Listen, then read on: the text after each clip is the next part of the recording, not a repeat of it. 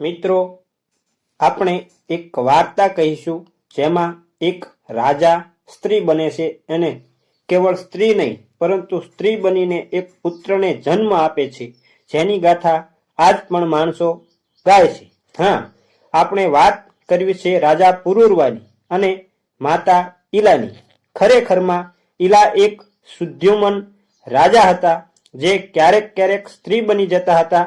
અને એની સાથે સાથે આપણે એ પણ જાણીશું કે પુરુરવાના પિતા કે જેનો જન્મ ચંદ્રમા દ્વારા પોતાના ગુરુની પત્ની સાથે સંભોગ કરવાથી થયો હતો. આ વાત દેવી ભાગવત પુરાણમાં આપેલ છે અને બહુ રોચક છે. તો આપણે આ કહાની વિશે ચાલો જાણીએ. દેવતાના ગુરુ બૃહસ્પતિ હતા અને તેમની પત્નીનું નામ હતું તારા. બહુ સુંદર હતી. એટલી સુંદર હતી કે તેનું રૂપ જોઈ તેની ચર્ચાઓ અપસરાઓ કરતી અને તેનું રૂપ જોઈ અંદરો અંદર તેમને જલન થતી. તેના જેવી સ્ત્રી હોવાનું આ દેવલોકમાં પણ જરૂરી હતું. પરંતુ તે તારા મનમાં ને મનમાં ચંદ્રમાને પ્રેમ કરતી હતી અને ચંદ્રમા બૃહસ્પતિના શિષ્ય હતા.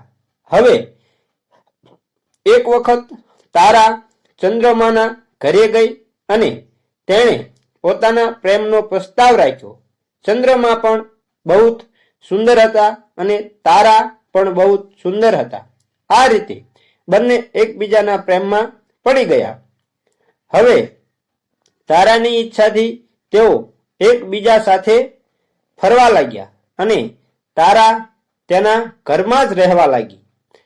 અને આ બાજુ બૃહસ્પતિએ જોયું કે ઘણા દિવસો વીતી ગયા તોય પણ તારા પોતાના ઘરે પાછી નથી આવી. તો દેવતાઓનો એક દૂત બૃહસ્પતિ એ ચંદ્રમાને ત્યાં મોકલ્યો અને દૂતે કહ્યું કે તમે આ ગુરુ બૃહસ્પતિની પત્નીને ઘરે મોકલી દો. પરંતુ ચંદ્રમાએ ના પાડી દીધી અને જેવો બૃહસ્પતિ પાછો આવ્યો તો બૃહસ્પતિ બહુ જ ગુસ્સે થયા અને તે ચંદ્રમાના ઘરે પહોંચી ગયા. ચંદ્રમાને કહ્યું કે તું કેવું પાપ કરી રહ્યો છે? તું ગુરુ પત્ની સાથે રમણ કરી રહ્યો છું. તે બહુ મોટું પાપ છે અને તું અત્યારે ને અત્યારે મારી પત્ની મને સોંપી દે. ત્યારે ચંદ્રમાએ કહ્યું કે તમે ધર્મમાં એવો નિયમ બનાવ્યો છે કે સંસર્ગથી સ્ત્રી અને વેદપાઠ કરવાથી બ્રાહ્મણ દોષિત થતા નથી. મેં તમારી પત્નીનું અપહરણ નથી કર્યું. તે પોતાની ઈચ્છાથી મારી સાથે રહે છે અને તે તેની ઈચ્છાથી તમારા ઘરે ત્યાં પાછા આવશે. તમે તમારા ઘરે જાઓ. બૃહસ્પતિ ઘરે ચાલ્યા ગયા અને થોડા વર્ષો પછી તેમની પત્ની તેમના ઘરે પાછી આવી નહીં. તો બૃહસ્પતિ ચંદ્રમાના ઘરે ફરી પહોંચી ગયા અને જ્યારે દ્વારપાળે અંદર તેમને જવા ન દીધા તો તે બહુ જ ક્રોધાયમાન થઈ ગયા અને શ્રાપ દેવા માટે તૈયાર થઈ ગયા. તો ચંદ્રમા બહાર આવ્યા અને ગુરુને કહેવા લાગ્યા કે બ્રાહ્મણ તો ક્રોધના દુશ્મન છે, તો તમે મને શ્રાપ ન આપતા. અને તારા એક સ્ત્રી છે અને સ્ત્રીની ઈચ્છાને તમારે સન્માન આપવું જોઈએ. તારા તમારી કેવળ પત્ની નથી, તે એક સ્ત્રી પણ છે. તે તેની ઈચ્છાથી આવી છે અને તેની ઈચ્છાથી તમારા ઘરે આવશે. અને જો તમે મને શ્રાપ આપશો તો તે પણ કોઈ કારણ વગર મને લાગશે નહીં. અને જો આવું થવા લાગશે તો બ્રાહ્મણો નિરંકુશ થઈ જશે.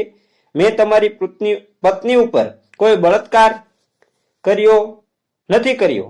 તો તમે શ્રાપ દઈને જોઈ તો જુઓ, તેની મારી ઉપર કોઈ અસર નહીં થાય. બૃહસ્પતિ પણ જાણતા હોય છે અને તે પાછા ઇન્દ્રના દરબારમાં ચાલ્યા જાય છે. અને જેવા ઇન્દ્રની સભામાં આવ્યા તો તેમનું શરીર ક્રોધથી સળગતું હતું. તેમના ચહેરાના હાવભાવ જોઈ અને ઇન્દ્રને ખબર પડી ગઈ કે કાંઈક ગુરુજી ચિંતામાં છે. એટલે તેમને ગુરુને આસન આપી અને બેસાડ્યા અને પાણી આપ્યું. જ્યારે શાંત થયા ત્યારે ઇન્દ્રએ બૃહસ્પતિને કહ્યું કે તમે મને બતાવો કે તમને કોણે હેરાન કર્યા છે, કોણે દુઃખી કર્યા છે. હું એને મારી સેના લઈને એની સાથે યુદ્ધ કરીશ અને જો હું બ્રહ્મા વિષ્ણુ મહેશને કહીશ તો પણ તે મારો સાથ આપશે.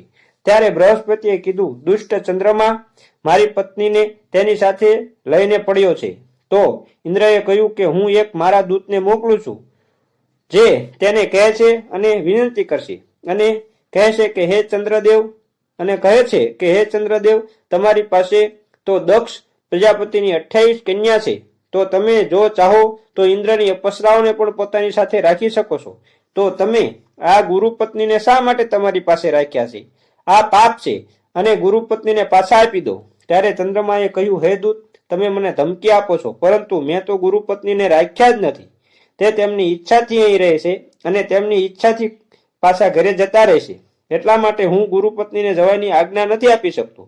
તેવું તમે ઇન્દ્રને જઈને કહેજો. હવે દૂતે ઇન્દ્રને આ વાત કરી તો ઇન્દ્ર બહુ જ ક્રોધાયમાન થઈ ગયા અને કહેવા લાગ્યા કે ચંદ્રમા એક દેવ થઈને દેવતાઓના રાજાની વાત માનવા તૈયાર નથી. એટલે ઇન્દ્રદેવ પોતાની સેના યુદ્ધ માટે તૈયાર કરવાનો આદેશ આપ્યો. આ બાજુ દૈત્ય ગુરુ શુક્રાચાર્યને ખબર પડી કે દેવો અંદરો અંદર બાજે છે. તો તેમણે પણ ચંદ્રમા પાસે ગયા અને તેમણે કહ્યું કે ઇન્દ્ર તમારી સાથે યુદ્ધ કરવા આવે છે અને તમે જો ઈચ્છતા હોય તો દૈત્યની સેના તમારી બાજુ લડવા માટે આવશે. તો ઇન્દ્રએ તે વખતે સેનાની જરૂર હતી. તેથી ગુરુ શુક્રાચાર્ય અને તેમને હા પાડી અને બંને બાજુ, એક બાજુ દૈત્ય અને એક બાજુ ઇન્દ્રની સેના લડવા માટે તૈયાર થઈ ગઈ. અને સ્વર્ગમાં એક બાજુ ઇન્દ્ર અને એક બાજુ ચંદ્રદેવ સામ સામે દૈત્યોની સેના અને દેવની સેના એક સ્ત્રી માટે કપાવા લાગી. પરંતુ ભયંકર યુદ્ધ થયું. બહુ દૈત્ય અને દેવો કપાવા લાગ્યા અને લોહીની નદીઓ વહેવા લાગી. તો બ્રહ્માજીને થયું કે આમાં સૃષ્ટિનો નાશ થઈ જશે. તેથી તે વચમાં આવ્યા અને ચંદ્રમાને સમજાવવા લાગ્યા કે એક સ્ત્રી માટે આટલો બધો સંહાર. હવે બ્રહ્માજી ચંદ્રમાના પૌત્ર હતા એટલે તેમણે તેમની વાત માની લીધી અને બ્રહ્માજી શુક્રાચાર્યને પણ સમજાવ્યા.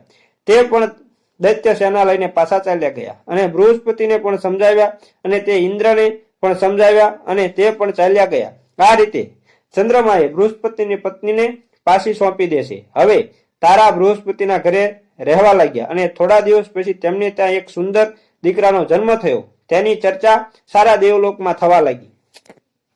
બૃહસ્પતિ ખૂબ આનંદમાં હતા અને તેમણે આ પુત્રનું નામકરણ કર્યું. તેનું નામ બુદ્ધ રાખ્યું. ત્યારે ચંદ્રમા ત્યાં પહોંચ્યા અને કહ્યું કે આનો પિતા હું છું અને આનું નામ મારે રાખવાનું છે. ત્યારે બૃહસ્પતિએ કીધું કે તારાનો પતિ હું છું એટલે આનો પિતા પણ હું છું. ત્યારે ચંદ્રમાએ કહ્યું કે કેવળ પતિ હોવાથી આ પુત્રના પિતા તમે ન બની શકો. તારા સાથે મેં સંભોગ કર્યો, એની સાથે સંબંધ બાંધ્યો, તેથી આ પુત્ર ઉત્પન્ન થયો છે. તેથી તેનો પિતા હું છું. આ રીતે પાછી ફરી બંનેમાં યુદ્ધની તૈયારી થઈ ગઈ અને દેવાસુર સંગ્રામ થવાની તૈયારી થઈ ગઈ. ત્યારે બ્રહ્માજી યુદ્ધ થાય તે પહેલા ત્યાં પહોંચી ગયા અને તે કહેવા લાગ્યા કે આ બાળક કોનું છે તે તેની માતા જાણતી હોય છે. તો તે જણાવશે કે આ બાળક કોનું છે. અને તારાને બોલાવીને પૂછ્યું કે આ પુત્ર કોનો છે. ત્યારે તારાએ એટલું જ જણાવ્યું કે આ પુત્ર ચંદ્રમાનો છે. એવું કહી તે અંદર ચાલી ગઈ. ત્યારે બ્રહ્માજીએ કહ્યું કે આ પુત્ર ચંદ્રમાનો છે અને તેના પર ચંદ્રમાનો અધિકાર છે. તો તમે આ પુત્ર ચંદ્રમાને સોંપી દો. હવે ચંદ્રમા તેને લઈ ચંદ્રલોકમાં ચાલ્યા જાય છે. તેનું ભરણ પોષણ કરવા લાગે છે અને ઘણો સમય વીતી ગયા પછી તે બુદ્ધ મોટો થઈ જાય છે અને યુવાન થઈ જાય છે. હવે બુદ્ધ બહુ સુંદર અને બુદ્ધિમાન પણ હતો. તેની ચર્ચા દેવલોકમાં અને પૃથ્વીલોકમાં પણ થવા લાગી હતી. આ વખતે પૃથ્વી ઉપર સુદ્યુમન નામનો રાજા રાજ્ય કરતો હોય છે અને તે ખૂબ જ પરાક્રમી હતો. તે એક વખત શિકાર કરવા માટે જંગલમાં ગયા. તે ઘણા અસ્ત્ર શસ્ત્ર અને કાનમાં કુંડળ પહેરેલા અને ખૂબ જ તૈયાર થઈને ગયા હતા. તેમણે જંગલમાં ઘણા પશુઓનો શિકાર કર્યો. તેથી ગામ લોકો કંટાળી ગયા હતા. ત્યાર પછી એક મોટા જંગલમાં ગયો, જે જંગલનું નામ કુમાર હતું. તે વન સુમેરુ પર્વતના નીચેના ભાગમાં હતું. એ વન બહુ જ સુંદર હતું. રાજા વનની સુંદરતામાં ખોવાઈ ગયા અને ત્યાં રહેવા લાગ્યા. ઘણા દિવસો વીતી ગયા. ત્યારે તેમણે પોતાના શરીર તરફ ધ્યાન ગયું અને પોતાને જોઈ તે એક આશ્ચર્યચકિત થઈ ગયા, કારણ કે તે એક સ્ત્રી બની ગયા હતા. તેમનો ઘોડો પણ એક ઘોડીના રૂપમાં ફેરવાઈ ગયો હતો અને હવે જેટલા પુરુષો તેમની સાથે ગયા હતા તે પણ સ્ત્રીમાં ફેરવાઈ ગયા હતા.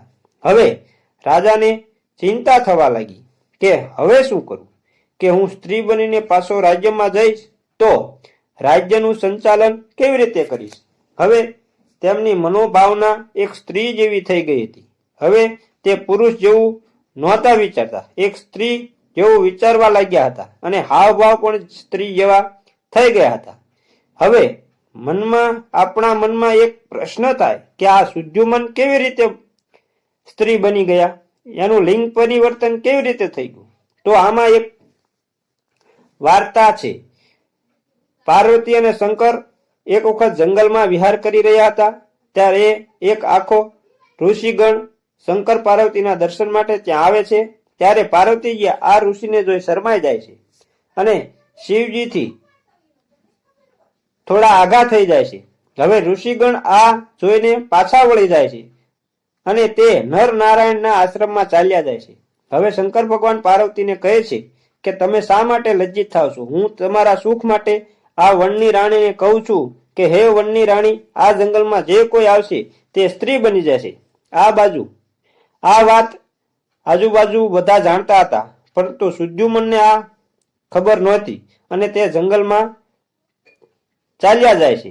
હવે તે શરમનો માર્યો પોતાના રાજ્યમાં પાછા જાતા નથી અને તે આજુબાજુના ગામમાં રહેવા લાગ્યા અને સ્ત્રી રૂપ મળવાથી આ સુદ્યુમન રાજાનું નામ ઈલા પાડી દીધું. આ રીતે જંગલમાં રખડતા રખડતા એક વખત તેને ચંદ્રમાના પુત્ર બુધ સાથે તેમનો ભેટો થઈ ગયો.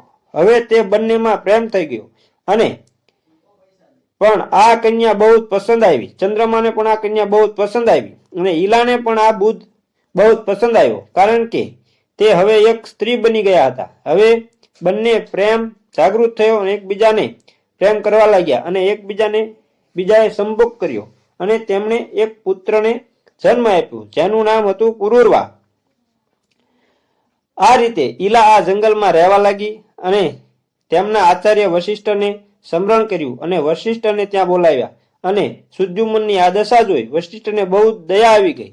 તેથી આખા બધા લોકોનું કલ્યાણ કરવા વાળા મહાદેવને પ્રસન્ન કર્યા. હવે ભગવાન શંકરે વશિષ્ઠ ઉપર પ્રસન્ન થઈ અને તેમને મનવાંછિત ફળ માંગવા માટે કહ્યું. ત્યારે તેમણે શંકર ભગવાનને ફરી આ પ્રદ્યુમનને પુરુષ બનવા માટે પ્રાર્થના કરી, પરંતુ શંકર ભગવાને કહ્યું કે મેં આ વનને શ્રાપ આપ્યો છે, તેથી હું આ પૂર્ણપણે પ્રદ્યુમનને પુરુષ ન બનાવી શકું. તે એક માસ પુરુષ રહેશે અને એક માસ સ્ત્રી રહેશે અને મેં તમને પણ વચન આપ્યું છે, તેથી તમારું વચન પણ ફોગટ ન જાય. તેથી આ વચનનો વચલો રસ્તો કાઢ્યો છે. હવે પ્રદ્યુમન પોતાના રાજ્યમાં આવી જાય છે અને જ્યારે પુરુષ હોય ત્યારે રાજપાટ સંભાળે છે અને સ્ત્રી વેશમાં હોય ત્યારે તે મહેલમાં રહેશે. પરંતુ તેમનો પ્રજા પ્રત્યેનો પ્રેમ ઓછો થઈ જાય છે. તેથી તેમનો પુત્ર પુરુરવા યુવાન થઈ ગયો હોય છે. તે આ પ્રદ્યુમન પોતાના પુત્રને રાજગાદી આપી પોતે જંગલમાં ચાલ્યા જાય છે. અમારી આ વાર્તા સારી લાગી હોય તો એક નાનો એવો અનુરોધ કરું છું કે અમારી ચેનલને સબસ્ક્રાઇબ કરી લેજો અને કોમેન્ટમાં હર હર મહાદેવ લખવાનું ભૂલતા નહીં અને ચેનલ લાઇક, શેર અને સબસ્ક્રાઇબ જરૂર કરી લેજો, જેથી અમને પ્રોત્સાહન મળતું રહે અને તમારા માટે આવી નવી વાર્તાઓ લાવતા રહીએ. જય માતાજી મિત્રો.